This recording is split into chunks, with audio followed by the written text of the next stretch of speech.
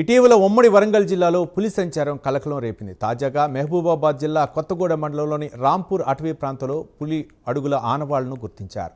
ఆనవాళ్ల ఆధారంగా మగపులి అని అటవీ శాఖ అధికారులు నిర్ధారించారు. పులి సంచార దృశ్యాలను బంధించేందుకు ట్రాప్ కెమెరాలను అమర్చారు.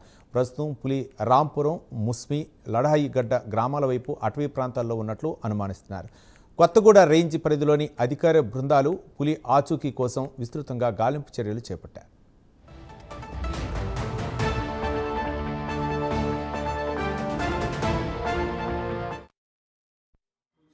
అటవీ ప్రాంతంలో పులి ఆవుపై దాడి చేసినట్టు ఇన్ఫర్మేషన్ రావడంతో ఇమ్మీడియట్గా అక్కడ మన బీట్ ఆఫీసర్స్ వాళ్ళందరూ రెగ్యులర్ పెరామినేషన్లో భాగంగా కొంచెం పులి ఆవు మీద ట్రేస్ అవుట్ చేయడం జరిగింది.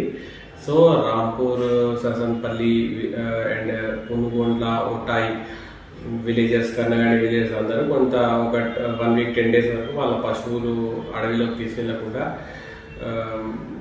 జాగ్రత్తగా ఉండాలని అండ్ పులి కూడా ఎటువంటి ఏ విధమైన హాని కలిగించవద్దని రిక్వెస్ట్ చేస్తున్నాం.